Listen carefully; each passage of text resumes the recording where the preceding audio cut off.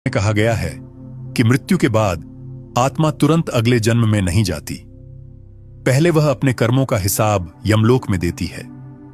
वहां उसके पुण्य और पाप दोनों को तौला जाता है, और जब निर्णय हो जाता है कि आत्मा को आगे क्या भोगना है, तब उसे अगले जन्म के लिए भेजा जाता है। यदि उसके पुण्य प्रबल हों तो वह उच्च योनि में जाती है, यदि पाप अधिक हों तो वह नीच योनि में जाती है, और यदि दोनों बराबर हों तो उसे मनुष्य जन्म मिलता है ताकि वह फिर से अपने कर्मों का संतुलन बना सके। मनुष्य जन्म को इसलिए सर्वोच्च कहा गया है क्योंकि यही वह स्थान है जहां आत्मा को चुनाव का अवसर मिलता है।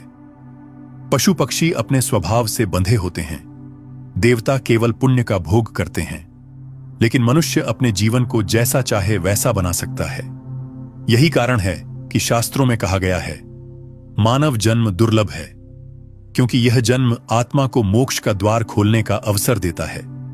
सोचिए, यदि आप इस जन्म में केवल भोग विलास में डूब गए तो अगले जन्म में आत्मा फिर से उसी चक्र में फंस जाएगी।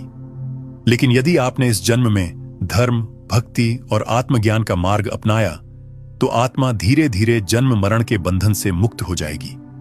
यही कारण है कि संत और शास्त्र हमें बार बार चेतावनी देते हैं कि जीवन को व्यर्थ मत गंवाओ। भगवद गीता में श्री कृष्ण ने स्पष्ट कहा है, कर्मणैव हि संसिद्धिमा स्थिता जनकादयः, अर्थात राजा जनक जैसे महापुरुष भी कर्म के द्वारा सिद्धि को प्राप्त हुए। इसका अर्थ है कि केवल भाग्य या प्रार्थना से नहीं, बल्कि कर्म के द्वारा ही आत्मा आगे बढ़ती है। प्रार्थना और भक्ति आत्मा को सही दिशा देते हैं, लेकिन अंतिम निर्णय कर्म ही करता है।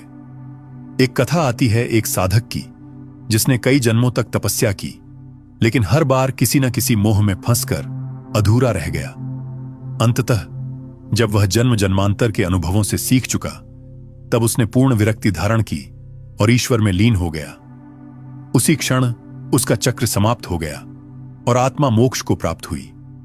यह कथा बताती है कि चाहे आत्मा कितनी भी भटके, अंततः उसका मार्ग मोक्ष की ओर ही है। गरुड़ पुराण कहता है कि जो आत्मा केवल पुण्य और पाप के चक्र में उलझी रहती है, वह जन्म मरण के चक्र से बाहर नहीं